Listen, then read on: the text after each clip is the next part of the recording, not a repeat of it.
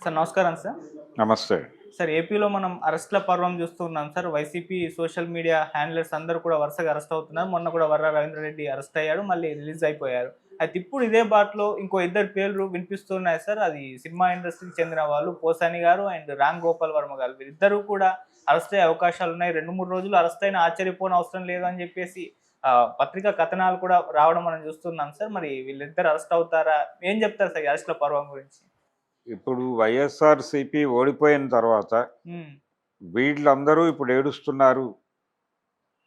వీళ్ళ దుఃఖం ఆపతరమా టైప్‌లో హ్మ్.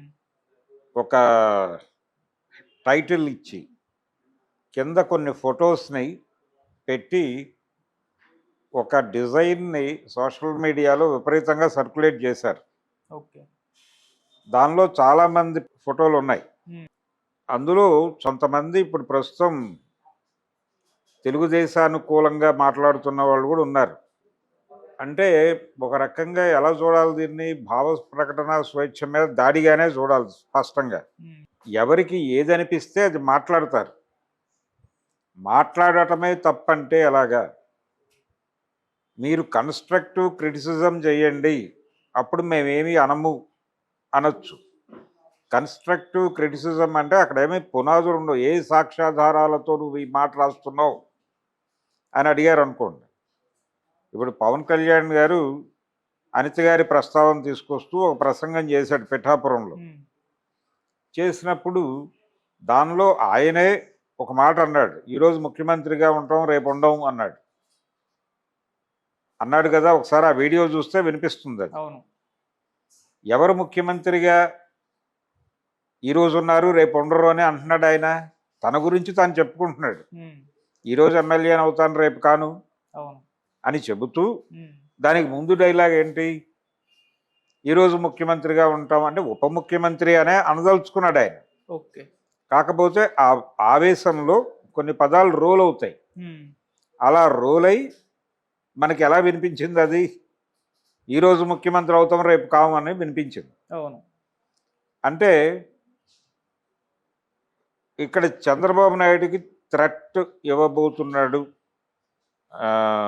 పవన్ కళ్యాణ్ అనే సెన్స్లో తీసేసుకుని దాని మీద కథనాలు వండి వార్చేశారు కదా అవును. ఖచ్చితంగా. హ్మ్. ఇలాంటివి జరుగుతాయి. ఓకే. జరిగినప్పుడు ఏ ఆధారంతో మీరు ఇలా మాట్లాడారు అంటే ఏ ఆధారంతో మాట్లాడతారు? వాళ్ళ జీవితాన్ని, రాజకీయంగా వాళ్ళ ప్రయాణాన్ని ఎవరికైనా ఎలా అర్థమైందో ఆ యాంగిల్లో మాట్లాడతారు. ఓకే. దేనికి సాక్ష్యాలు ఉండవు. ఇప్పుడు పోలీసులు అరెస్ట్ చేస్తున్నారు చాలామందిని. వైఎస్ఆర్సీపీ తాలూకా భావజాలాన్ని వ్యాప్తి చేస్తున్నారు సోషల్ మీడియాలో అనే పేరుతో చాలామందిని, ఒక జడ్పీటీసీని కూడా ఎవరినో మూసే ప్రయత్నం జరుగుతోంది. హ్మ్. ఓకే, చేయటం తప్పని నేను అనటం లేదు. కానీ ఆధారాలు ఎక్కడి నుంచి తీసుకొస్తారు? ఇవన్నీ కూడా మేధోమథనాలే. హ్మ్. ఇప్పుడు తెలుగుదేశానికి సంబంధించిన సోషల్ మీడియా ఎలాగైతే జగన్మోహన్ రెడ్డి ఎమ్మెల్యే పదవికి రాజీనామా చేస్తున్నాడు, కడపకి బై ఎలక్షన్స్ వస్తున్నాయి, అవినాష్ రాజీనామా చేస్తున్నాడు అని రాశారు కదా, దానికి ఎన్హాన్స్మెంట్గా ఆ పెద్ద మనిషి ఏమో తెలంగాణ ముఖ్యమంత్రి గారు నేను షర్మిల గారిని నిలబెట్టి గెలిపించుకుంటానని తొడగొట్టాడు ఆ రోజు. అవును. ఒక స్పెక్యులేషన్ అది. టీఆర్ఎస్ వెళ్ళి బీజేపీలో విలీనం అవుతోంది అని ఒక స్పెక్యులేటివ్ స్టోరీ రన్ చేశారు కదా, ఛాలెంజ్ చేసి. మరి ఏమిటి ఇవన్నీ? ఇవన్నీ కూడా ఆయా వ్యక్తులను, ఆయా సంస్థలను బదనాం చేసేవే. హ్మ్. డిఫెమేషన్ వాళ్ళు వేయవచ్చు. వాళ్ళు కూడా కేసు పెట్టి అరెస్ట్ చేయమనే డిమాండ్తో ముందుకెళ్ళొచ్చు. ఓకే. కాబట్టి త్వంసుంఠ అంటే త్వంసుంఠ అనే పరిస్థితి ఉంది. ఇప్పుడు ఎవరూ తగ్గలేదు. ప్రతి ఒక్కళ్ళకి సోషల్ మీడియా సైన్యం ఉంది. హ్మ్. ప్రతి ఒక్క పార్టీకి సోషల్ మీడియా సైన్యం ఉంది. ఈ సైన్యం వారి భావజాలాన్ని విస్తృతంగా ప్రజల హృదయాల్లోకి పంపజేస్తుంది. హృదయం అంటే ఫోన్ అక్కడ ఉంటుంది కాబట్టి. హ్మ్. ఫోను హృదయానికి దగ్గరగా, హృదయం ముందున్నటువంటి పాకెట్లో ఉంటుంది కాబట్టి, ఆ పాకెట్లో ఉన్నటువంటి ఫోను హృదయానికి దగ్గరగా ఉంటుంది కాబట్టి, ఆ ఏరియాని లొకేట్ చేశారు అనుకుంటే, హ్మ్. ఇప్పుడు ఈ ఫోనుల్లోకి పంప్ అయిపోతూ ఉంటుంది కంటెంట్. ఆ పంప్ చేసిన వాడు ఎవడు అనేది పట్టుకొని వీళ్ళందరి మీద కేసులు పెట్టుకుంటూ వెళ్ళిపోతే ఏంటి పరిస్థితి? రకరకాల కోణాల్లో మాట్లాడతారు. ఇప్పుడు పవన్ కళ్యాణ్ మీద ఒక థియరిటికల్ డిఫరెన్స్తో ఒక ఆయన మాట్లాడతాడు, ఒక టెక్నికల్ అబ్జెక్షన్తో ఒకడు మాట్లాడతాడు, లేదు ఒక పొలిటికల్ అబ్జెక్షన్తో ఒకడు మాట్లాడతాడు. వాడి ఆ సాక్ష్యాలు ఉండవు దానికి. ఇప్పుడు నేను స్వయంగా ఆయన ఓజీ సినిమా షూటింగ్లో నుంచి సడన్గా మాధాపూర్ అవతల ఎక్కడో షూట్ జరుగుతోంది ఆ రోజు. అక్కడి నుంచి ఒక 10 డేస్లో ఆ సినిమా కంప్లీట్ చేసేయాలి ఆయన. అవును. అంటే ఆ రోజు ఉదయం షూటింగ్కి వెళ్ళేటప్పుడు కూడా పవన్ కళ్యాణ్కి తెలియదు తాను రాజమండ్రి వెళ్తున్న విషయం. అది వాళ్ళే చెప్పుకున్న సమాచారం. సడన్గా ఆయన ఓజీ షూటింగ్ నుంచి కట్ తీసుకుని అలా వెళ్ళిపోయాడు. వెళ్ళిపోయే క్రమంలో మాధాపూర్ నుంచి వెడుతూ ఆ బిల్డింగ్స్ అవన్నీ చూసి నా మనసు చలించిపోయింది. ఈ నిర్మాణాలన్నిటికీ కారణమైన వ్యక్తిని కదా ఈ రోజున రాజమండ్రి సెంట్రల్ జైల్లో కూర్చోబెట్టారని నా మనసు ద్రవించి అని ఆయన తీవ్రంగా ఆవేదన వ్యక్తం చేశాడు. ఎందుకు వెళ్ళాడు అంటే నాకు ఒక అభిప్రాయం ఉంది, ఆయన స్వయంగా వెళ్ళలేదని భారతీయ జనతా పార్టీ కేంద్ర నాయకత్వం ఆధ్వర్యంలో వారు చెప్పి పంపించారనేది నా ఆలోచన. నాకు ఆ సన్నివేశం చూశాక అనిపించిన అభిప్రాయం, నేను చూడలేదు.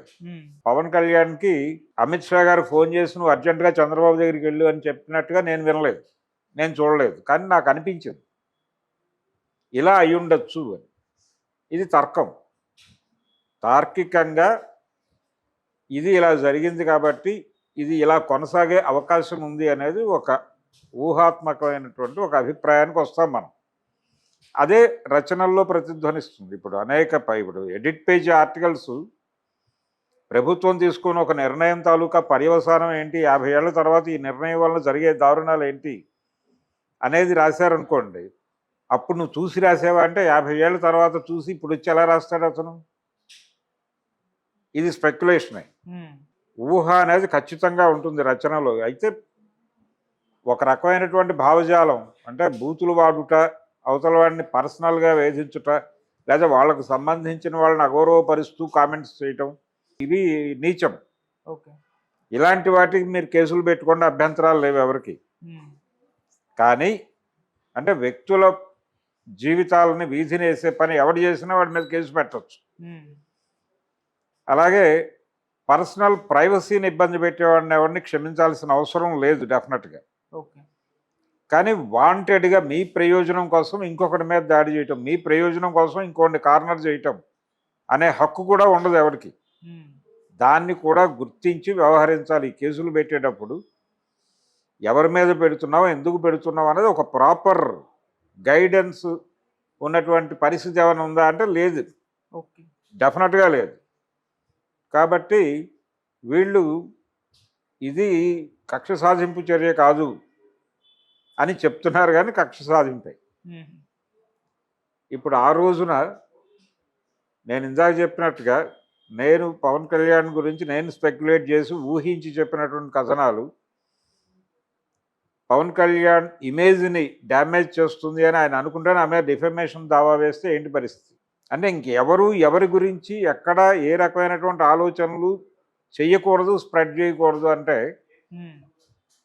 మీరు కాన్స్టిట్యూషన్ని అమెండ్ చేయండి ముందు అర్జెంటుగా. కాన్స్టిట్యూషన్ని అమెండ్ చేసి ఇక్కడ ఎవరి గురించి నెగిటివ్గా మాట్లాడరాదు అనేది ఒక చట్టం చేసేయండి, ఇంకెవడు మాట్లాడు. ఇప్పుడు ఎలాగైతే సినిమా వాళ్ళు రివ్యూస్ వలన సినిమాలు చచ్చిపోతున్నాయని అన్నప్పుడు రివ్యూస్ వలన బాగుపడ్డ సినిమాలు కూడా ఉన్నాయిగా, వాటి గురించి మాట్లాడరు. 3 రోజులు రివ్యూలు ఇవ్వమాకండి, 4 రోజులు రివ్యూలు ఇవ్వమాకండి అని హీరోలు మాట్లాడతారు. ఏం పద్ధతి అది? అంటే బాగాలేకపోతే బాగాలేదని చెప్తారు, బాగుంటే బాగుందని చెప్తారని వదిలేయకుండా ఎందుకు పట్టించుకుంటున్నారు? ఈ కండిషన్లో ప్రపంచం ఉంది కాబట్టి. అందుకని ఎవరైనా సరే ఒకళ్ళ పర్సనల్ ప్రైవసీకి ఇబ్బంది కలగకుండా మనం వ్యవహరిస్తున్నామా లేదా అనేది ఖచ్చితంగా చెక్ చేసుకోవాలి. ప్రతి ఒక్కరికి ఇక్కడ విమర్శించే హక్కు ఉంది, హక్కుగానే వారి అభిప్రాయాలు వారు స్వేచ్ఛగా చెప్పుకునే హక్కు ఉంది. దానివలన విస్తృత నష్టాలు జరిగినప్పుడు, అవి అవాస్తవాలు అయినప్పుడు, అవాస్తవాల ఆధారంగా దాడులు జరిగినప్పుడు వాళ్ళ మీద కేసు వేయటానికి డిఫమేషన్ లాంటి పద్ధతులు ఉన్నాయి. వీటిని వినియోగించి మీరు తీసుకెళ్ళి లాకప్లో కూర్చోబెట్టండి, నో ఇష్యూ. అది ఎలా ఫైట్ చేయాలి అనేది అప్పటి నుంచి మొదలవుతుంది. ఆ కేసు ట్రయల్ మొదలైనప్పటి నుంచి ఉంటుంది ఆ గొడవ. ఓకే. అందుకని ఇది ఒక రకంగా భావ ప్రకటన స్వేచ్ఛ మీద ఒక దాడి, ఒక బూచిని చూపించి దీని మీద దాడి చేయటం. ఆ బూచిని చూపిస్తున్నారు ఇప్పుడు. దాడి ఎవరి మీద జరుగుతున్న అనేది ఒక 4-5 రోజుల్లో క్లారిటీ వచ్చేస్తుంది. అవును. అప్పుడు మళ్ళీ దాని గురించి మాట్లాడుకుందాం. Okay sir, thank you so much. Thank you.